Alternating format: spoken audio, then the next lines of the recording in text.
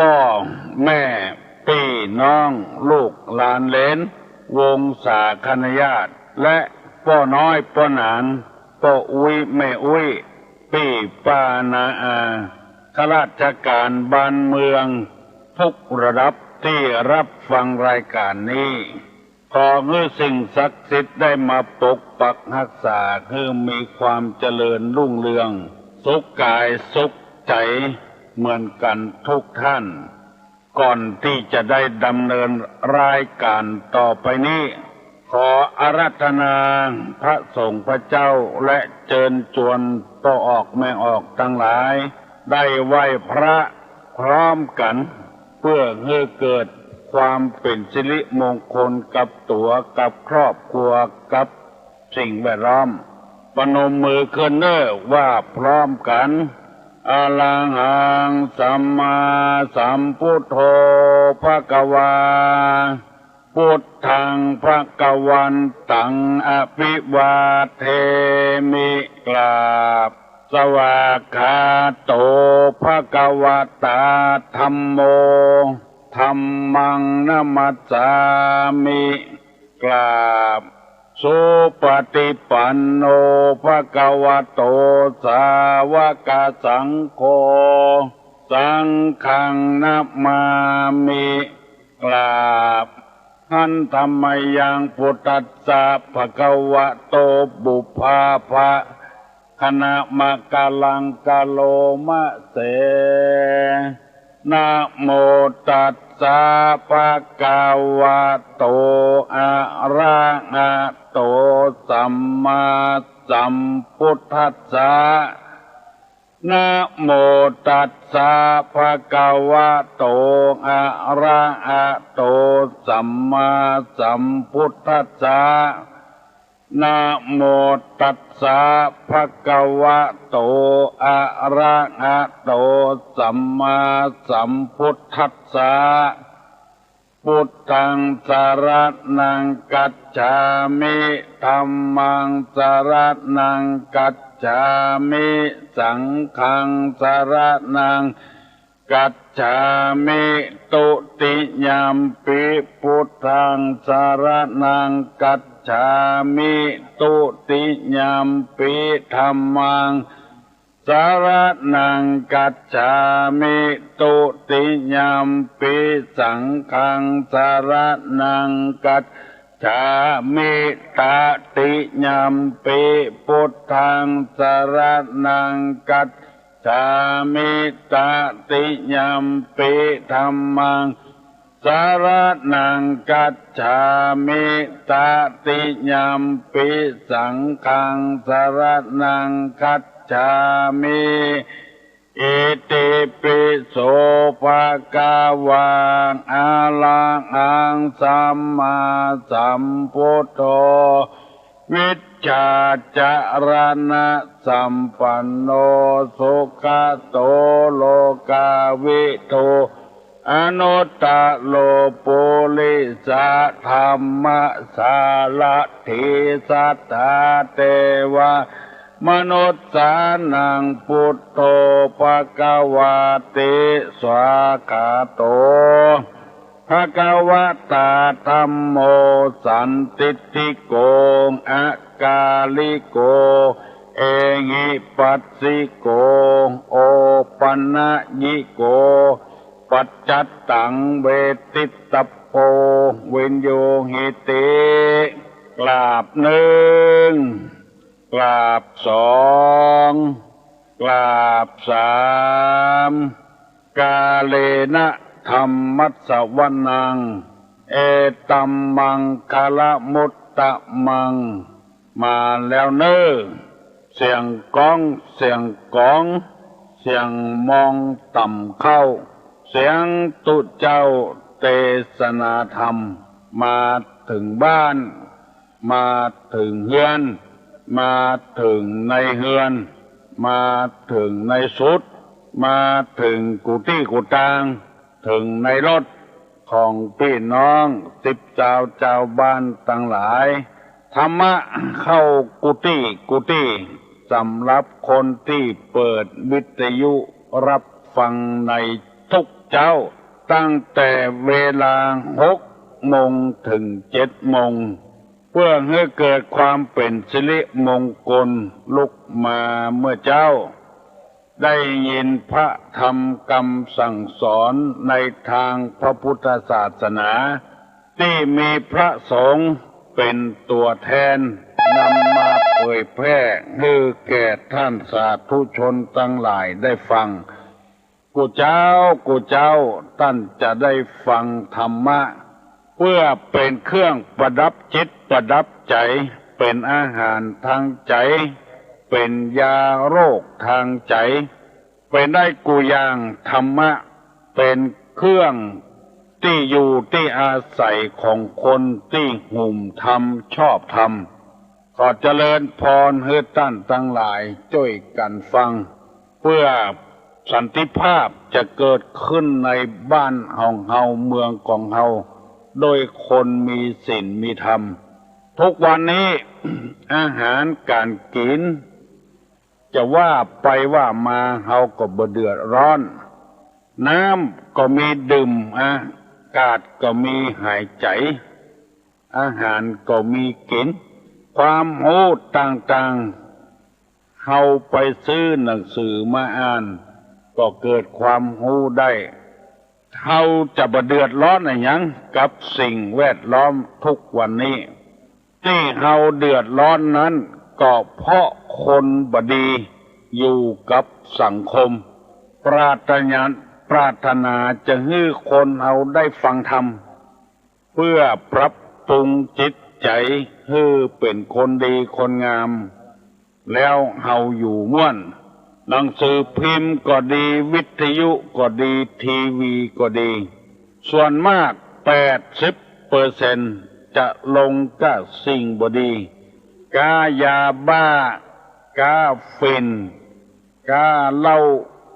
กาอาวุธสารพัดอย่างเจ้าหน้าที่ต้องเดือดร้อนกับคนบดีเจ้าบ้านเจ้าเมืองก็เดือดร้อนเพราะคนบดีอยู่กับสังคมถ้าแต่ละคนเป็นคนดีเหี่ยแล้วเหมือนกับอะไหล่รถเครื่องยนต์รถถ้าส่วนใดส่วนหนึ่งอะไหล่ทุกชิ้นทุกอย่างเป็นของใหม่ของดีเอาใจรถไปไหนก็ถึงบ่มีการคุกคักถ้าอะไรส่วนใดส่วนหนึ่งมันบ่ดีทำให้รถเสียกลางต้ากลางตางอุปมาฉันใดเหมือนกับคนเอาถ้าเป็นคนดีเหี่ยหมดอยู่กับสังคมอยู่กับโลกบ่ต้องสร้างอาวุธยุทธภัณฑ์เนี่ยขึ้นมาต่างคนต่างหูธรรมะธรรมโมกันแล้วจะอยู่กันมีความสุขบ่โลภบ่อ้ำบ่บิดอิจฉาตาร้อนบ่จริงดีจริงเด่นบ่อาฆาตพยาบาทซึ่งกันและกันเป็นต้นวันนี้ตุลุงจะได้นำเอากรรมโบราณกรรมบักเก่าที่มีพ่อออกท่านได้แนะนำมาว่าหน้าไว้หลังหลอกหมายความว่าจะใดแนะนำมาได้หลายวันแล้วตุลุงกำลังนำเรื่องนิวรณ์ห้ามาเสนอ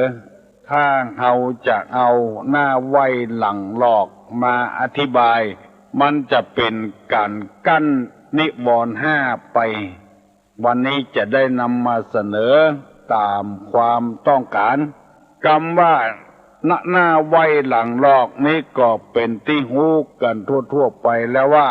ตัดสองหน้านี้ทำทีเป็นไว้เป็นสาอ่อนน้อมคบยำนับถือเชื้อใดบ่เชื่อพอตั้งหลังมาแล้วเหมือนกับผีเหมือนกับสางเล่าขวัญตั้งหน้าดีๆตั้งหลังรับหลังไปแล้วเล่าขวัญสองหน้าผัวนี่ดีพอรับหลังผัวแล้วเล่าขวัญผัวสองหน้าเมียนี่ดีอย่างใดบ่เตื้อกลัวเมียบ่ชอบพอรับหลังแล้วเล่าขวัญเมียตัดสองหน้าพ่อหน้าแม่นี่ดี พอรับหลังไปแล้วเล่าควรพ่อเล่าควรแม่ตัดสองหน้าลูกนี่ดีอย่างใดบ่เตื้อพอรับหลังลูกไปแล้วเล่าควรลูกสองหน้าเจ้าสองหน้านายนี่อันอย่างใดบ่เตื้อป้อนกำอู้เพื่อเปิ้นเคารพนับถือพอรับหลังไปแล้วจี้หลังเฝ้าขวัญเปิ้นคนเจอนี้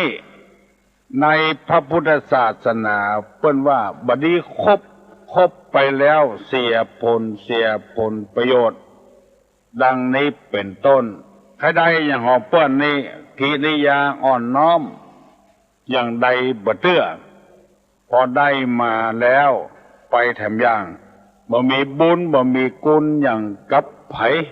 แม้แต่พ่อแต่แม่แต่ครูบาอาจารย์ก็เล่าขวัญเปิ้นตู้ลุงเคยไปได้ยินหลายเตื้อละเพราะฉะนั้นคนเจอนี้นี่ถ้าไผ่ปะที่ไหนอย่าไปคบหาสมาคมกับเปิ้นถ้าคบไปแล้วจะเป็นอันตรายกับตัวเองบ่ดีคบหาสมาคมเปิ้นห้องว่างตั้งหน้านี่โยกมือไว้ตั้งหลังนี่ลอกลิ้นใส่เปิ้นเจอใดบ่เตื้ออันนี้ห้องว่าหน้าตั้งหน้าไว้ตั้งหลังลอกคบหาสมาคมบ่ได้เป็นคนอกตัญญูบ่ฮู้จักบุญคุณของเปิ้นดังนี้เป็นต้นมีเรื่องเล่าเรื่องว่ามีคนผมบ่นักอู้กันง่ายๆว่าคนหัวล้านนี่เตอะจุงงัวมา2 ตัวคนหน้าไว้หลังลอกก็ยกขึ้นว่าพ่อผมดกวัวนี้ท่านจะเอาไปที่ไหนผมบกปกไหลวัวนี้ท่านจะเอาไปที่ไหนคนหัวล้านได้ยินจากอันก็เลยว่าหมอนี้อู้ม่วนเอางัวฮื้อไปเหียดถึง2 ตัวเพราะมันอู้ม่วนโจงงัวได้งัวไปแล้วสักกำหนึ่งมีคนถามว่าได้งัวนี่จิกที่ไหนมามันก็ตอบว่าปู่หัวล้านเอาฮื้อคนที่ได้ยินคำตอบก็เดินต่างตอบไปปะใส่คนหัวล้านถามว่าต้านเอางัวฮื้อมันเนี่ยอย่างอินดูมันอู้ม่วนไม่ใช่หาม่วนข้าถามมันแล้วมันว่าปู่หัวล้านเอาฮื้อปู่หัวล้านก็โคตรกำค้อนไปตัวไล่จะบุบแล้วจะเอางัวคืนมาพอไปใกล้จะถึงจะเงื้อไม้ค้อนบุบหมอที่ได้งัวก็บอกว่าพ่อเอ๋ยพ่อจ๋าพ่อมาทำไมคนหัวล้านได้ยินเขาใส่ก็เลยเอาไม้เต้ายื่นให้ลูกเอ๋ยลูกรักลูกลืมปัดตักพ่อเอาคืนมาให้อันเนี้ยคนไว้หลังลอกต่อหน้าดีต่อหลังให้คนชนี้บดีครบในทางพระพุทธศาสนาเปิ้นก็สอนไว้ว่าตระกูลคนที่บ่ควรดีครบบดีเข้าไปนั้นคือต้อนรับโดยความบัดเต็มใจเฮาไปหาเปิ้นมาหาเฮานี่เฮาต้อนรับดีไปหาเปิ้นเติ้นต้อนรับโดยความบัดเต็มใจในหลักนี้เปิ้นว่าบ่ใจเป็นคนใจขี้นใจควายอย่าไปแถมซ้ำอันดับแรกเป็นคนที่บัดเต็มใจอยู่แล้วเฮาไปแถมซ้ำหายเหลือเก่าอันนี้บอกควรจะดีไปหามีลูกศิษย์ของตุลุงคนหนึ่งเป็นตู้เจ้ามาจากต่างประเทศแล้วมาศึกษาเล่าเรียนในบ้านของเฮาเมืองของเฮาเมืองเชียงใหม่เนี่ย จนจบปริญญาตรีมีภาษาอังกฤษเป็นภาษาเอกปฏิบัติธรรมดีแล้วเมื่อลุนปุ่นป่ายมาให้ศึกให้ลาสิกขาไปปรึกษากับไผเปิ้นก็บอกว่าท่านเนี่ยเป็นพระที่สงบเสงี่ยมถ้าเป็นไปได้นี่ควรจะอยู่แล้วช่วยกันเผยแพร่ธรรมโดยภาษาอังกฤษเปิ้นก็บ่ฟังเปิ้นว่าถึงข่าวมันแล้วไม่ดีผ่าป่าดีเผาปีเดือนเฮาบ่เนาจะท่าก็เลยศึกไปแต่บักกี่วันนี้มาไหว้ตุลุงสัมมาคารวะซื้อเครื่องไทยทานมาคารวะมาสะเก้าดำหัวเพราะเคยอยู่ที่นี่ก่อนแล้วย้ายไปอยู่ที่อื่นเลยถามเพิ่นว่าเป็นเชื้อใดพ่องศึกหาลาเพศไปแล้วยกมือไหว้ตุลุงปลอบปลอบโอ้หลวงพ่อเอ้ยมันคนละเรื่องเลยคนละเรื่องเลยเพื่อนฝูง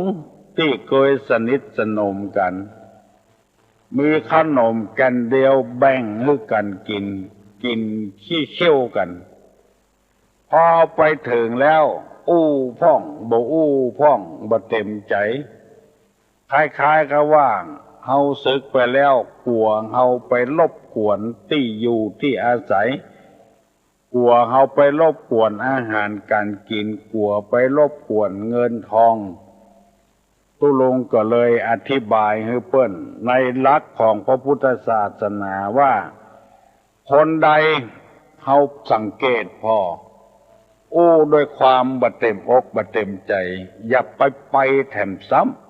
ำเตื้อหนึ่งตุลงไปได้บัตรแปลงแว่นตาเพราะว่าเจ้าของร้านกับคนที่เอาบัตรให้ตุลุงเกยกัน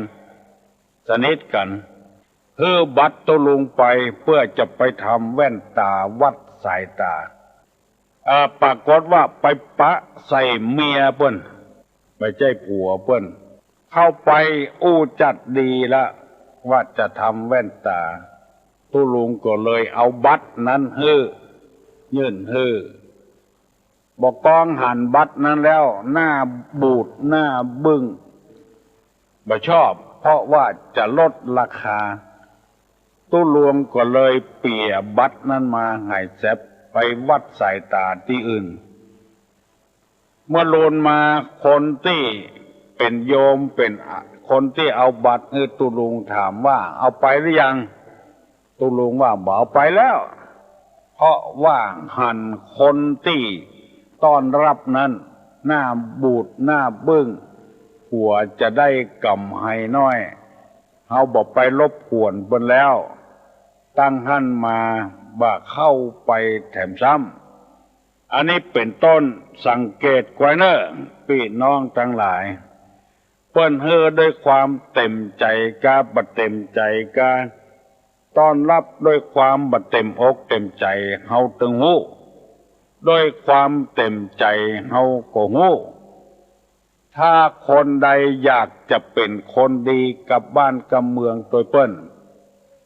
พยายามหลีกเลี่ยงถ้าไปแล้ว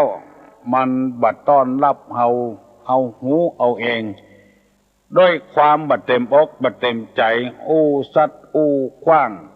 คนนั้นคนนี้พยายามจะไปเข้าไปหาอันนี้ที่นำมาเสนอเพื่อท่านผู้ฟังทั้งหลายได้เข้าใจไว้ว่าเปิ้นบ่เต็มใจแล้วที่จะต้อนรับขับสู้กับเฮาก็เปลี่ยนเหียบ่ต้องไปง้อไปงอนกับคนจำพวกเนี้ยเป็นคนที่คบบ่ได้ที่เปิ้นคล้ายๆกับว่าที่เปิ้นว่าหน้าไว้หลังหลอกตั้งหน้านี่จังใดบ่เตื้อ ตั้งหลังนี่เล่าขวัญเปิ้นเป็นคนเจ้านี้บดีคบหาสมาคมเป็นคนที่บัดหน้าจะเอามาทำพันดังนี้เป็นต้นบางทีนะบ่าวกับสาวไปปะใส่กันไปอู้กันเปิ้นมาต้อนรับบัดยินดีต้อนรับก็ไปตื้อเปิ้นอยู่เอาเข้าจนพอมีเรื่องมีราวกันเฮาพ่อเอาเองถ้ามันบ่อะไรทำไมกับเฮาก็บ่ต้องอะไรทำไมกับมันถ้าเฮาไปตื้ออยู่อย่างนั้นมันจะดุแขวนหัวมันจะเล่าหัวเฮาพอตะคิดตะกายพอเรื่องพอราวกันอันนี้พูดถึงว่าคนเอาธรรมดาแม้แต่เป็นพระสงฆ์พระเจ้าก็เช่นเดียวกันเปิ้นบ่ยินดีต้อนรับอย่าไปหาเปิ้นอย่าไปรบกวนเปิ้นจะรำคาญเสียตัวเฮายังบ่พอคนอื่นก็จะได้เสียไปด้วยว่าตุเจ้าในทางพระพุทธศาสนานี่เป็นเชื้ออี้กุคนกาถ้าเป็นเชื้ออี้แล้วจะเดือดร้อนถึงคนอื่นตัวเองครั้งเดียวเท่านั้นต้อนรับด้วยความบ่เต็มใจเฮาก็บ่ต้องไปหมู่นี้เป็นต้นจะไปเมตตาพาลมอะไรอย่างก็ตามเถอะตุลุงเคยโดนมาแล้วเมื่อเป็นตุเจ้าหนุ่มมีป้องออกบ้านเฮาเนี่ยแต่บ้านเก่าเปิ้นอยู่แถมติ้ง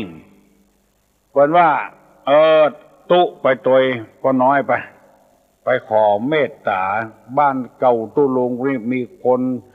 พออยู่พอกินปาดตุลุงไปอู้ไปอู้มาอู้ถึงเรื่องการก่อสร้างธรรมโมสังโฆเนี่ยเตอะมันน่าจะได้ยินจากกรรมอย่างอี้มาว่าบ่มีเงินไปสร้างมันนี่หยังเนี่ยทั้งที่ลุงตู้ลุงก็บอกให้ไปก็น้อยเปิ้นจวนไปตั้งแต่หันมาตู้ลุงจึงบ่ไปขอหอไผ่ทำซ้ำจะขอก็คือคนอื่นขอถ้าเฮาขอแล้วได้ยังแควนน้อยบัดได้โดยแถมว่ากรรมบดีบดักโดยแถมคือหูเอาคนเดียวจะขอเมตตาผาลมอย่างกระไผ่ไปบ้านไผ่บ่ยินดีต้อนรับขับสู้อย่าไปหาเปิ้นแถมซ้ำปี้ก็จ้างน้องก็จ้างบ่ต้องไปขอกันแล้วแต่ว่าอย่างอื่นนี่ก็พอจะอู้ได้พบหาสมาคมกันอย่างเก่าอย่างเดิมเรื่องเฮาไปแล้วบ่ยินดีต้อนรับบางทีน้องไปหาปี้เป็นว่าผัวเปิ้นบ่ชอบอู้สัตว์อู้กว้างน้องไปหาปี้เป็นว่าเมียเปิ้นหน้างอคอหักอันเนี้ยมันบ่น่าจะไปขอความร่วมมือแถมซ้ำหมู่นี้เป็นต้นอันนี้เป็นมารยาทมันเข้ากับที่ว่าหน้าไว้หลังลอกหรือว่าคนที่บอกควรดีไปใกล้เปิ้นแถมซ้ำนั่นก็คือคนที่ไปหาแล้วบ่ยินดีต้อนรับขับสู้หน้าปัดเข้าคือเขาแปะปุ่นเขาหัวคนเดียวของเรานี้เพราะไปแล้วจะไปรบกวนเปิ้นเปิ้นมาเฮาควรต้อนรับเปิ้นเต็มที่เฮาไปเปิ้นบ่ต้อนรับเฮาจังมันจะไปเครียดไปแค้นอะไรอย่างกับกันสู้ได้สู้ไปอันนี้ว่าถึงคนที่บ่ยินดีต้อนรับกำนันผู้ใหญ่บ้านประกาศว่าจะช่วยเหลือเจ้าบ้านพอไปปรึกษาเรื่องราวต่างๆหน้างอคอหักก็อย่าไปแถมซ้ ถ้าจะไปปรึกษาก็ไปปรึกษากับกำนันปุ้นถ้าผู้ใหญ่บ้านเป็นคนเจ้อี้ไปปรึกษากับกำนันยังอยู่ยังเก่าอยู่เหมือนกับผู้ใหญ่บ้านไปปรึกษากับนายอำเภอปุ้นถ้ามาโลนมาเขาว่าข้ามหัวนายกายหัวล่ามที่นี่ยังบอกปรึกษาไปปรึกษาอย่างกับแฟนปุ้นเขาก็จะได้ตอบง่ายๆว่าไปปรึกษาแล้วเป็นหน้างอคอหักเขาใส่อู้ปม่วนเขาใส่ไปปรึกษากับกำนันบอกว่าจะได้ไปปรึกษากับนายอำเภอถ้ากำนันว่าเขาก็ต้องตอบว่าอย่างเงี้ยไปปรึกษาแล้วเป็นหน้างอคอหักเขาใส่วันยินดีจะต้อนรับเฮาขอบอกเฮือปี้เฮือน้องได้รับทราบเฮียคนเฮานี้มันบ่เหมือนกันเมื่อมีส่วนได้มีผลประโยชน์นี้เอาเต็มที่อย่างใดบ่เตื้อเต้าใดเต้ากันพอบ่ได้ผลประโยชน์แล้วปิ้นปอกปิ้นแป๊กไปแถมอย่างเหมือนกับที่ตุลุงว่าก็น้อยแนะนำไปขอเมตตาสตางค์สร้างกุฏิฐานะของเปิ้นนี้บัดใจจะฮื้อเต้าที่เฮาได้ฮื้อน้อยเดี๋ยวฮื้อโดยแบบเสียบ่ได้ติดไปที่อื่นนี้เปิ้นจกสตางค์มาใส่ขันดอกโดยแถมเก็บดอกมาแถมแล้วเอามาเกณฑ์เอาปอนโดยแถมซ้ำอันนี้จะปอนฮื้อเบาอย่างเงี้ยเฮาตึงมาถามหาเต้าเพิ่นตายไปเฮายังบ่ตายเตื้ออันนี้เป็นกรรมใหม่ๆฝากพี่น้องตั้งหลายไว้ฮื้อพินิจพิจารณาเพราะเฮาอยากจะเป็นคนดีไปเจอคนบ่ดีไปตื้อเขาใส่แถมหมู่นี้เป็นต้นและแถมอย่างหนึ่งคนใดควรที่จะต้อนรับคนใดที่บ่ควรต้อนรับมันมีหลายอย่างเฮาได้พิจารณาเหี่ยก่อนเมื่อบักกี่วันนี้มีลูกศิษย์คนหนึ่งมานั่งอู้ฟังตุเจ้าจากต่างประเทศอู้กำเมืองอู้กำไทยก็บ่รู้เรื่องเพิ่นบอกว่ามาจะใดก็บ่รู้ก็ฟังไปแจ้งตำรวจมายับไปโรงพักปรากฏว่ามีลูกน้องของเจ๊คนเนี้ยไปบอกเจ๊คนนี้ก็ฟังมาหาตุเจ้าที่สถานีตำรวจถามได้ใจความว่ามาจากเมืองจีน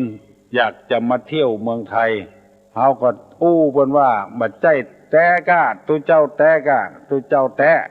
แล้วเพิ่นว่าเวลานี้ยังบ่จำพรรษาเพิ่นก็ว่าโอ้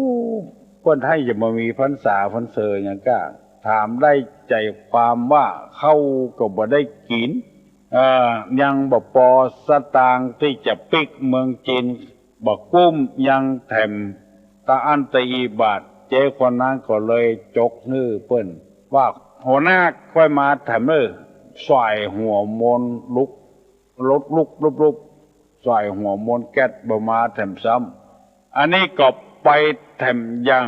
เมื่อหันเหตุการณ์ที่มันบ่ชอบมาพากลก็ต้องไปเปิ้งตำรวจเปิ้งปะอาศัยกับเปิ้นตระกูลที่บ่ควรจะเข้าไปหาบ่ควรคบหาสมาคมเนี่ยตึงหมดกันมี9 ข้อตัวกันวันนี้ตุลุงนำมาเสนอข้อเดียวคือข้อที่1ต้อนรับด้วยความบัดเต็มใจเขาตึงโหคนเดียวอันนี้อย่าไปหาแต่ซ้ำหนทางขึ้นภูเขาบ่ใจมีหนทางเดียวก้อยพยายามไปถ้ามาบ่ชอบมาพากลนั้นอันนี้เอาบอกว่ามาขอเฮือไปแล้วเตื้อหนึ่งเตื้อที่2มาแถมะเตื้อที่3มาแถมะอย่างเงี้ยมันบ่ชอบมาพากลแล้วเอาของเฮาไปเนี่ยอย่างบ่ฮู้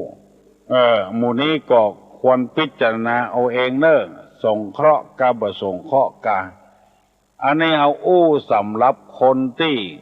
ต้องการความดีไปหาเปิ้นและเปิ้นบัดยินดีต้อนรับด้วยความบัดเต็มอกบัดเต็มใจก็พยายามหลีกเลี่ยงจะไปหลายเตื้อเปิ้นจะจังหัวประเดี๋ยวนี้ได้นำกรรมมาเสนอกรรมว่าหน้าไหวหลังหลอกกับว่าตระกูลผู้บอกควรดีคบหาสมาคมตระกูลผู้เบิดดีไป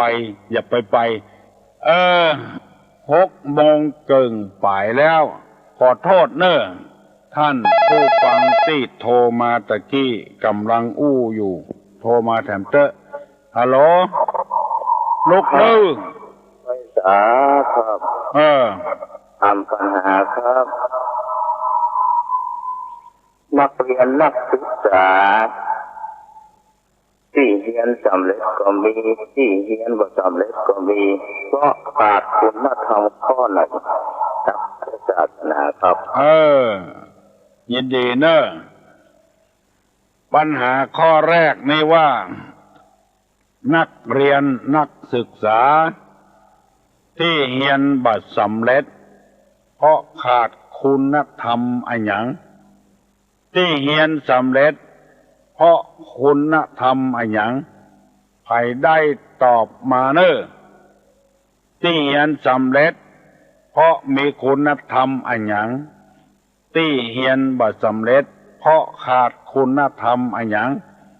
ใครได้ตอบมาเนอะบัดเดี๋ยวนี้6:00ป่ายแล้วลุกเนอะลุกจากที่นอนเห็นเนอะฮัลโหลวันที่ฝากไหนฮะ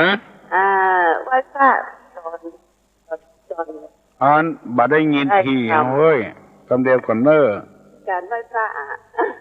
ไหว้จะได้ก็สุปฏิบ่ได้สักกรรมเจ้าเอา2 ตอนให้แต้วันเนี้ยเจ้าสั่งไปไหนไปไหนโลสุปฏิปันโนบ่ได้ว่าสักกรรมเจ้า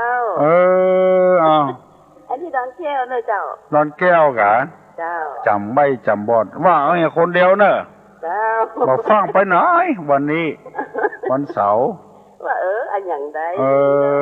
อันกะคนเท่าเนาะผมบอกทำเลยเจ้า40ลืมหน้า50ลืมหลังอันกะไม่บัวคำไม่บัวคำกะเจ้าเจริญพรยินดีเนอะที่โทรมาตะกี้นะกะเจ้าขออภัยเนอะสุปฏิบ่ได้ว่าสักกรรมเจ้าคนเดียวอย่างว่าคนเดียวแต่เนาะเจ้าอภัยกันพ่อง40ลืมหน้า50ลืมหลังอันนี้73แล้วลืมตึงหน้าตึงหลังยินดีเนอะยินดีที่ตักเตือนมายินดีมากเนอะใครได้ตอบมาเนอะผู้ที่เรียนสำเร็จเพราะมีคุณธรรมอะไรเรียนไม่สำเร็จเพราะขาดคุณธรรมอะไรใครได้ตอบมาเจ้าเนอะเป็นซึ่งเป็นสลอบเป็นละนาดเป็นชาบเป็นชิงถ้าไผ่ไข่ตาลก็ยังมีเวลาอยู่เนอะไผ่ไข่ตาลก็มีเวลาอยู่ขอยินดีกับเจ้าภาพที่รับเป็นเจ้าภาพระฆังเอาไปตาลที่ตำบลสันปีเสื้อยินดีเป็นอย่างมากก็หลวงเพิ่นจดชื่อไว้ตุลุงลืมเอามาตัวเองฮัลโหลการนมัสการเจ้าตุลุงเจ้าเจริญพรนะเจ้าดอนใจประแดดนะเจ้าดอนใจประแดดเจ้ามาได้โทรมาหาตุลุงตั้งเมินแล้วนะเจ้าเนาะฟังตุลุงทั้งวันนะเจ้าฟังถึงวันเจ้าวันนี้ตอบปัญหาที่วันตะวาที่ว่าปัญญาเกิดได้อย่างไรนะเจ้าเจ้าจะตอบปัญหาว่าเกิดเมื่อรู้ว่ามีตู้กับเจ้าปัญญาเกิดรู้ว่ามีตู้แต่บอกเป็นตู้กับเจ้าแม่ก็หาเจ้ามันใจหรอ กาปัญญาจะเกิดได้ เมื่อรู้ธรรมมาเจ้ารู้ว่ามีตุกแต่บ่เป็นตุกอะเจ้าไม่ใช่เจ้าปัญญาเกิดเพราะว่าสูตมยปัญญาเจ้าเพราะการฟังการพ่อจินตามยปัญญาเพราะการจินตนาการกึดเอาภาวนามยปัญญาปัญญาเกิดเพราะว่านั่งภาวนาสูตมยปัญญาจินตามยปัญญาภาวนามยปัญญาเจริญพรอันนี้ก็ถูกเหมือนกันแต่มันถูกต้นสายอันนี้เป็นเรียกว่าหูตุกถ้ามันเกิดขึ้นมาเขาจะหูถ้าบ่เกิดขึ้นมาบ่หูตุกด้วยปัญญาเจ้าตับสั้นนะเจ้าเจริญพรเจ้าเจริญพรตีปัดติ้วเปิ้นบอกคือตุลุงว่าถ้าไผมีจิตศรัทธาใครตอดพระป่าตอดกฐิน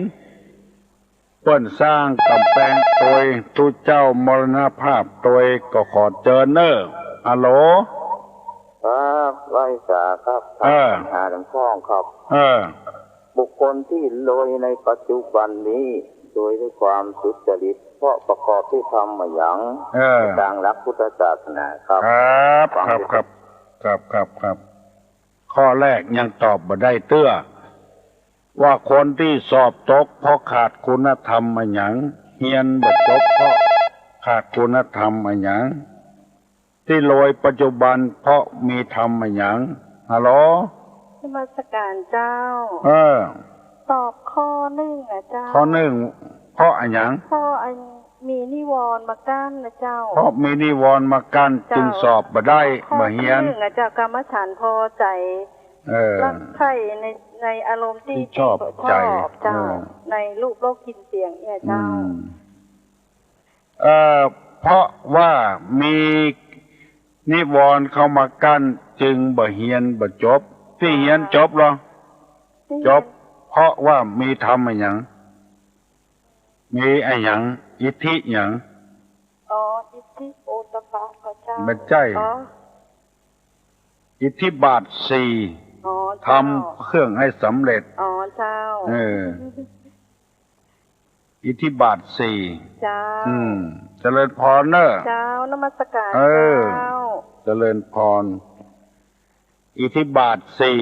4ที่คนรวยปัจจุบันนี้โดยแบบมีศีลมีธรรมเพราะมีธรรมอะไรอย่างจึงร่ำรวยมั่งมีสีสุขฮัลโหล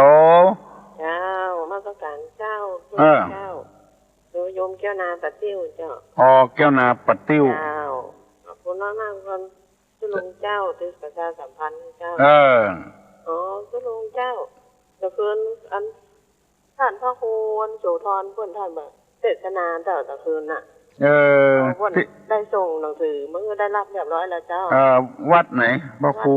ปะติ้วอ่ะเจ้าท่านพระครูอาทร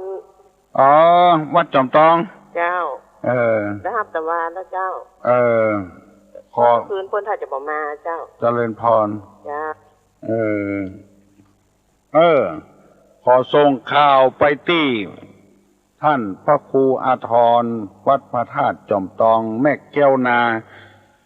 เพิ่นได้รับหนังสือแล้วเนอะขอขอบคุณมาที่นี่โดยเพิ่นกำลังสร้างกำแพงเพิ่นเอากันเป็นว่าเต้าใดไปถามกรรมการคนเดียวฮัลโหล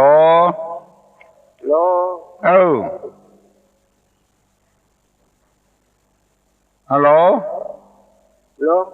ได้ยินแล้วนี่ล่ะฮะถามปัญหาทุลุงถามปัญหา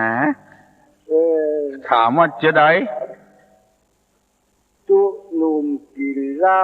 ทุกเท่าตีงัวตายอันใดจะเป็นบาปครับตุหนุ่มกินเหล้าเป็นบาปตุเจ้าตุเท่าตีงัวตายมันตีกองหนังกองแล้วมันแห้งไปเห็นแล้วตุหนุ่มเป็นบาปเฮ้ย ตู้เท่าบ่เป็น โทรก็ ครับ โทรก็ นะครับ ปัญหาลูกที่ไหนมานี่ ลูกปลานด้วยครับ ร้านไหน ปลานโฉกแควนะครับ ลองแควจอมตองบุญ ครับได้รอครับ ฮะ กิ่งได้รอครับ ออกิ่งดอยหล่อทุกโทรก็ ถูกครับ บังอาจ ถามภัยบัตรถามมาถามตู้ลุงทอง เจริญพร ครับไว้สาครับถามปัญหาครับ บ่มีขามีแต่ตีนดินบ่ได้เป็นของใจไม่ยิงครับ บ่มีขามีแต่ตีนบินบ่ได้เป็นของใจไม่ยิงทำอันหยังบ่มีขาบ่มีแต่ตีนบินบ่ได้มีเป็นของใจไม่ยิงทำฮัลโหล ใช่ค่ะเจ้าตุลุง เจริญพร ที่ฟังตุลุงเราเรื่องหน้าไว้หนังงอกเนาะ มันมีเห็นกรรมนะมันแบบเนี่ยกรรมโบราณที่เป็นแบบเปิงปี เจ็บต้อง เจ็บเปิงน้องเจ็บใจเนาะ มันตึงมา35น่ะเนาะ คืออย่างไรอย่างทุกเจ้าเป็นอู้นะต้นเป็นที่พึ่งแห่งต้นน่ะดีที่สุดเนาะอู้หยาเนาะตุลุงเนาะแม่นคนสมัยนี้นะมันจะเปิ่งกันด้วยความบริสุทธิ์ใจมันหายากเนาะเพราะว่าปีนออกมาว่าเพื่อนบ้านบอกว่าสมัยไหนเจ้าพระพุทธเจ้าปนว่าอัตตาหิอัตโนนาโถเจ้าเอาเป็นที่พึ่งของตนเป็นพึ่งตนทำตัวเฮาให้ดีนะเนาะให้ดีที่สุดระเบียบเรียนไทยประเทศไทยเนาะที่ฐานะอย่างไรก็อยู่กันไปอันเจอกันหาทำมันดีขึ้นแล้วเนาะจะสร้างความเดือดร้อนให้ใครนะเนาะเจ้าตุลุงสบายดีเจ้าสบายดีเฮ้ยเจ้าตุลุงหายเจ็บหายป่วยจากโรคภัยไข้เจ็บทั้งปวงเนอะสาธุเจ้าแรงดีนะเจ้าบ้านทวีโชคเจ้าทวีโชคเจ้าที่ไปหาตุลุงมาเข้าพรรษาเจ้าบ้านทวีโชคเนาะยินดีเนอะเจ้าเขาตุลุงแข็งแรงดีนะเจ้าเอาธรรมคำสอนใต้ศาสนาไว้เป็นที่เปิ้งนักคนเฮาจะได้สำนึกตัวบ่ได้เปิ้งคนอื่นนักเท่าใดฮัลโหลการนมัสการเจ้าร้อยประคงฮะให้ถามน้อยถามมาเลยถามว่าเวลาเขาไปใส่บาตรวันศีลเนี่ยแล้วเขาบ่ได้เอากรใส่บาตรไปจะเป็นได้ของกลางมาเป็นหยังเนอะก็ว่ามาคิดธุระจำเป็นมาหยาดน้ำที่บ้านเหียเนอะถ้าตันก็หยาดน้ำที่บ้านเหียการราชการเจ้ามาเป็นหยังดีกูยังไปใส่บาตรตัวฮับปอนตัวก็ดีบ่ได้ฮับเฮาฟังก็ดีฮัลโหลนมัสการครับตุลุงครับจะถามปัญหาครับตุลุงร้องเพลงหมดแล้วครับร้องเพลงครับทุกเจ้าเป็นเทศวันนั้นกลุ่มหนุ่มสาวคนว่าจะไปสนับสนุนมันจะไปน้อยเดียวครับปัญหาร้องเพลงอย่างเพลงอย่างที่ตุลุงจังฮ้องนะครับได้กูเพลงเพลงร้องมาเพลงครับไปเอาตัวเจ้าผิดวินัยผิดศีลหัวมันน้อยเดียวครับเอาหัวมันน้อยเดียวไอ้ยังฮะคือบ่ได้บอกเพลงมาจะฮ้องให้ฟังเพลงสุรพลครับผ้าผ่อนเม็ดไม่กี่สตางค์ทำไมน้องนางขี้เหนียวจังเลยพอแล้วครับแล้วใครเป็นคนฮ้องครับสุรพลมาได้ถามตุลุงครับใครตอบก็ได้ครับเล่นจอบกันนี่เอาเสียเนื้อเสียตัวหมดทั้งล่าอย่างแถมมีแต่อีแล้วครับมีแต่อีแล้วครับยินดีเนอะครับที่จุตุลุงห้องเพลงนะครับไผเป็นคนห้อง ใครเป็นคนห้องใครได้ตอบมาเนอะเจ้าของเป็นกำลังฟังอยู่ฮัลโหลรอคิวตั้งเมื่อเดี๋ยวจะลงว่าจัดฟังวิทยุไปด้วยก็จะตอบปัญหาอันของต่างห่วงตั้งข้อหนึ่งมาแล้วมันตอบประจำโทรศัพท์มันถึงไม่ยอมเข้าเลยข้อหนึ่งที่บรรเรียนต่อไปนั่น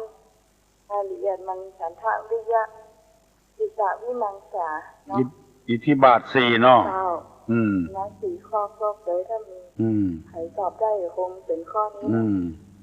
ข้อต่อมานี่จะเป็นอุอากาศะอุทานะสัมปทาอารักขาสัมปทากัลยาณมิตรตา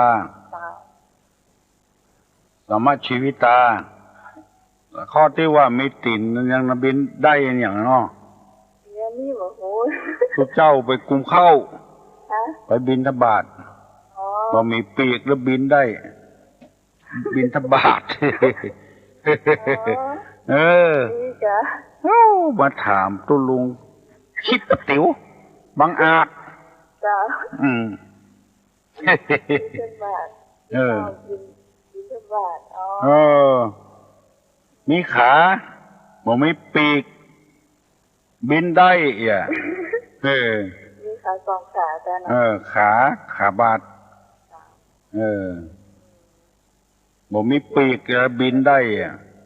ง่ายไม่จะตายที่บรรจุอันตุลุงร้องเพลงจัดเบียนะจะมาร้องเพลงเตรียมจริงแล้วโหก็ว่าเป็นเพลงไผตุลพลนั่น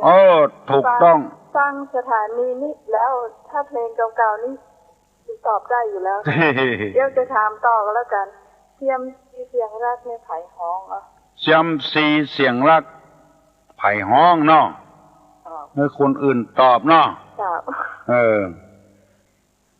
เจริญพร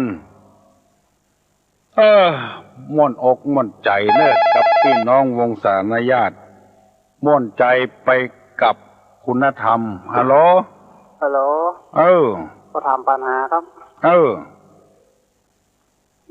นี่มาได้กินต้องมีได้กินอย่าง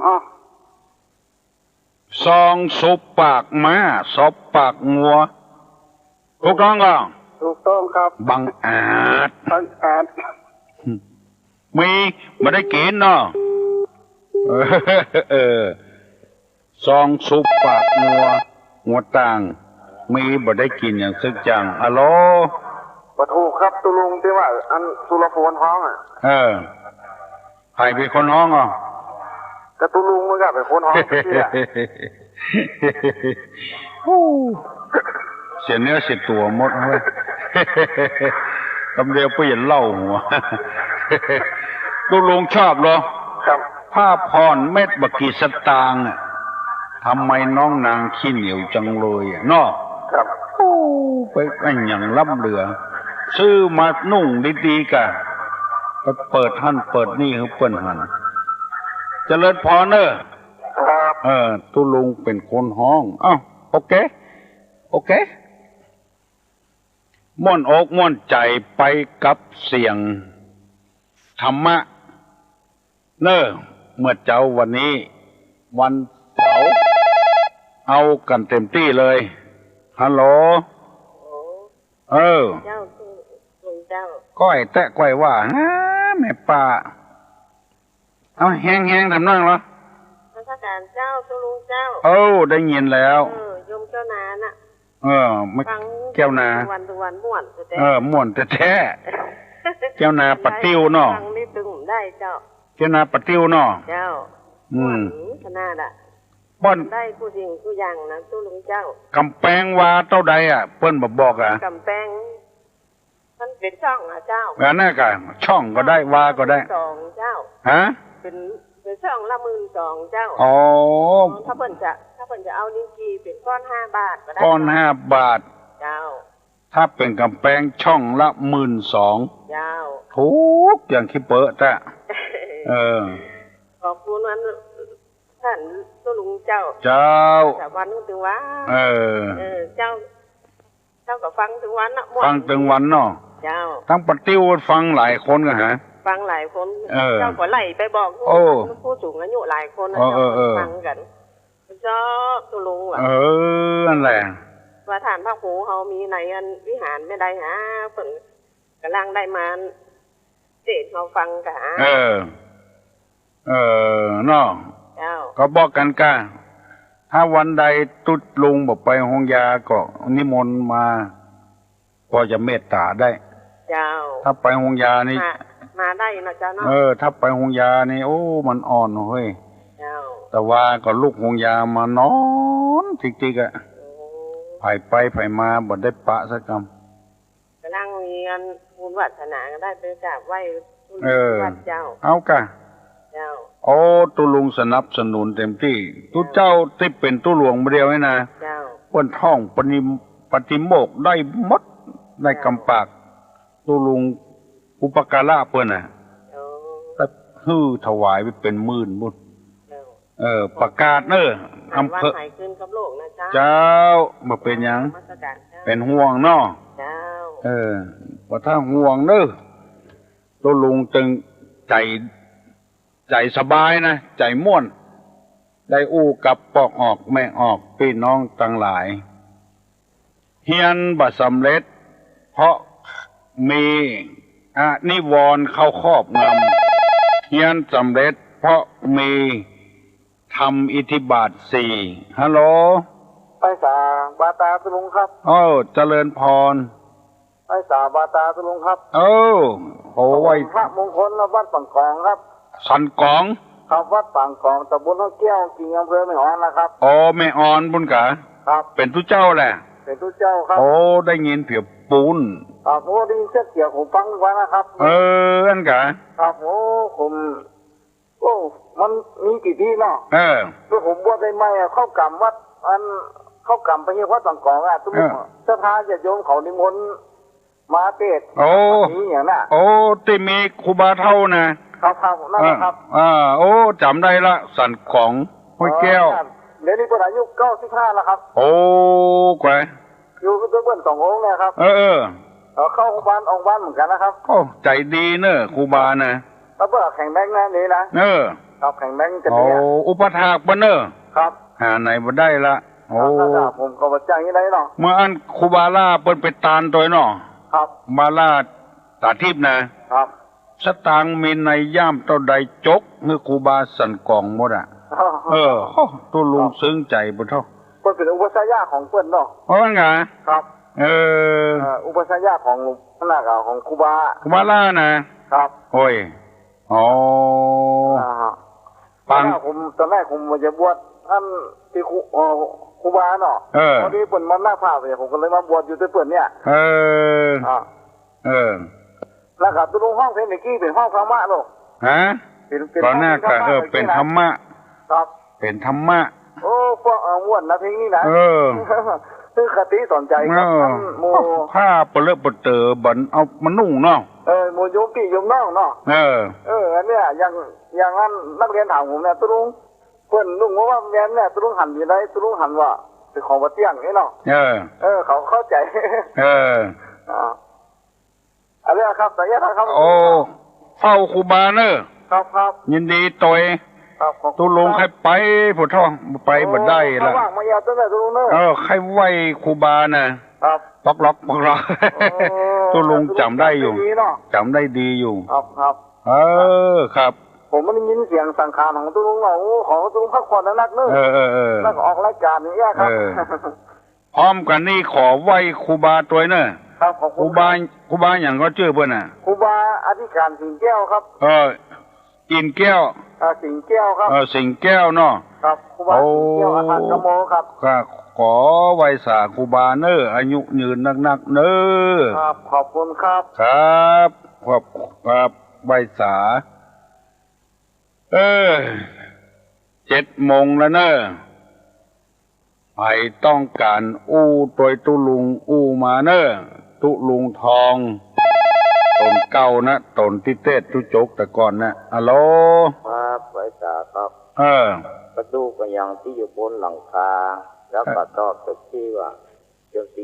สียงรักนั้นจากเสียงร้องสมยศพัฒนาพันธ์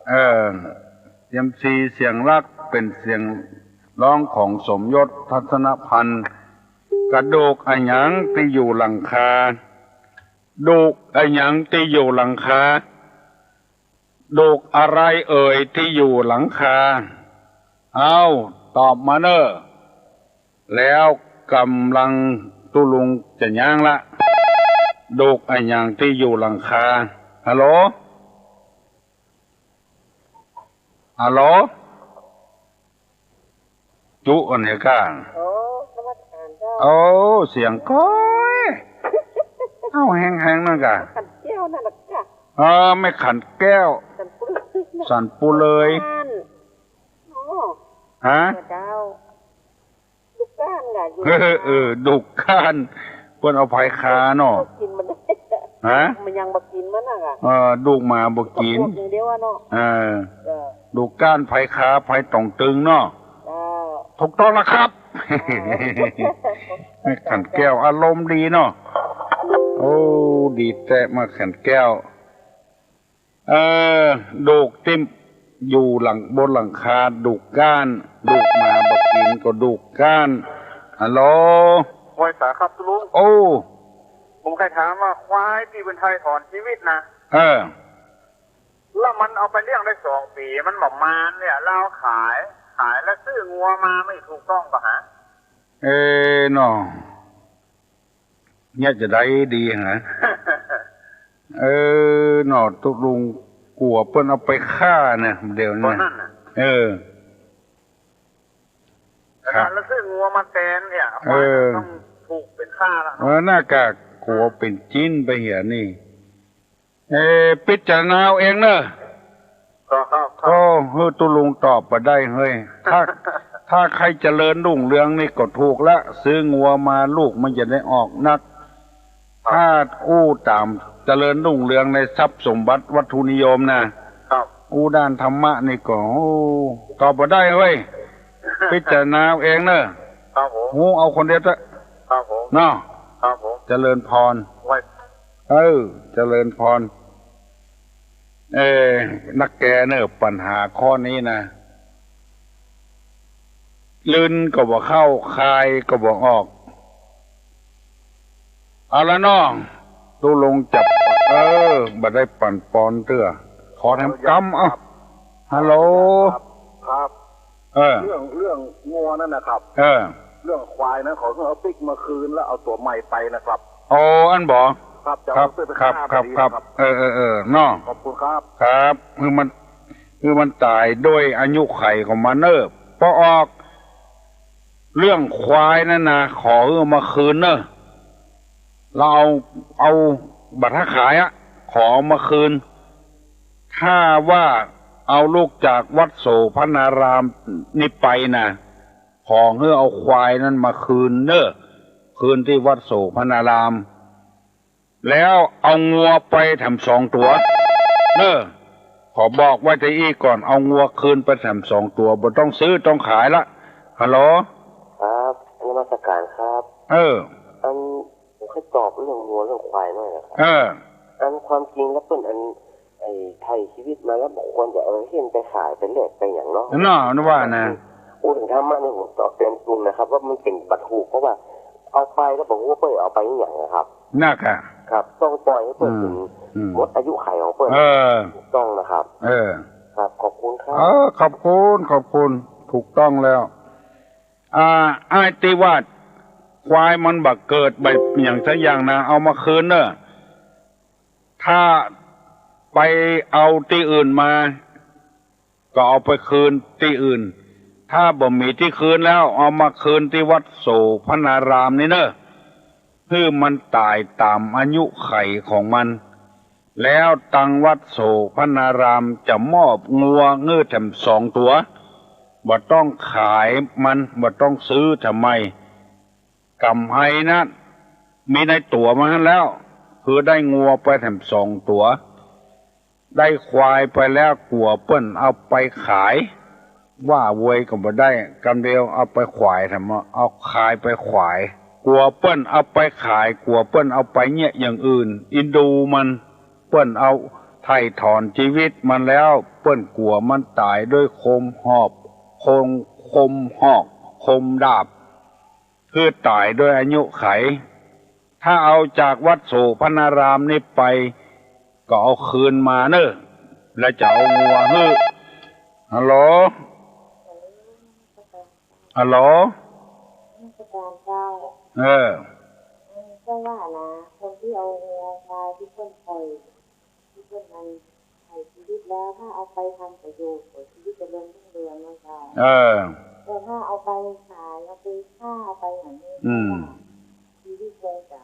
พอดีอะเนาะเจ้าเรื่องคนหอกคนด่านะคงจะเป็นกรรมเพิ่นที่เพิ่นจะต้องรับแต่เพราะว่าอย่างชาวนาเนาะเขาแบบที่ว่าเพิ่นมาเนาะที่เพิ่นเข้าขายหัวขายไข่หน้าเลี้ยงเพิ่นมาจนแทบจะชั่วชีวิตแล้วเนาะแต่หมดเงินเพิ่นเอาไปขายไปฆ่านี่ก็เห็นว่าเพราะอันอย่างชาวนาไทยถึงแบบชีวิตถึงแบบค่อยดีอะเนาะซึ่งเรื่องมันนอนเพราะว่าขาดความกตัญญูเพราะว่าน่าจะเป็นที่นั่นน่าจะเป็นคนทำเพราะว่าคนที่เพิ่นที่จะทำอันนี้ก็คงจะต้องเรียนรู้ว่าตัวเองทำอย่างแล้วก็จะได้ทำอย่างต่อไปนะคะเจริญพรเอาแล้วเนาะเข้าใจแล้วเนาะถ้าว่าไปเอาที่อื่นมาลองไปถามเอาไปคืนที่อื่นถ้าคืนบ่ได้เปิ้นบ่ฮื้อคืนก็เอามาที่วัดโสพนารามนี่เนอะแล้วตุลุงมูลนิธิบุญญาภรณ์น่ะโครงการไถ่ถอนชีวิตสัตว์จะมอบงัวฮื้อไปเลี้ยงเนอะพอออกที่ว่าจะเอาควายไปขายนะไม่จะเอาควายไปขายจะเอาควายไปขายแล้วซื้องัวนะมาทางเนี้ยเนอะเอามาคืนถ้าบ่มีที่คืนเอามาคืนที่วัดโสพนารามโครงการไถ่ถอนชีวิตสัตว์ของมูลนิธิบุญญาภรณ์แล้วจะมอบงัวให้ไปเลี้ยงเอาปูก็ได้เอาแม่ก็ได้ปูถึง2แม่ถึง2ก็ได้ก็เอามาคืนให้กับเนอขอนินดีเนอที่บอกข่าวมาไผกับอกกับใจเกี่ยวกับเอางัวเอาควายไปเลี้ยงแล้วมีปัญหาบอกให้ตุลุงเนอ053-121-058หรือว่า053-121-2222ถ้ามีปัญหาเรื่องเลี้ยงงัวเลี้ยงควายในโครงการไถ่ถอนชีวิตสัตว์ของวัดโสพนารามบอกมาเนอะกู้กันได้บ่เป็นหยังบ่ถ้าเก่งอกเก่งใจหยังบัดเดี๋ยวนี้มัน7 โมงป่ายแล้วยกมือไหว้เนอะตุลุงจะได้ปั่นปอนแต่กี้ลืมสุปฏิปันโนไปแม่ครูบัวคำเปิ้นท้วงมาถูกต้องละยินดีละ40ลืมหน้า50ลืมหลังยกมือไหว้เนอะสัพปิติโยวิวัชชันตุสัพพะโรโควินัสสตุมาเตภวะตวันตรายโยสุขีติขายุโกภวะอภิวาทนะสีลิสนิจจังวุธาปัจจายโนจัตตาโลธรรมาวัฏันติอายุวัน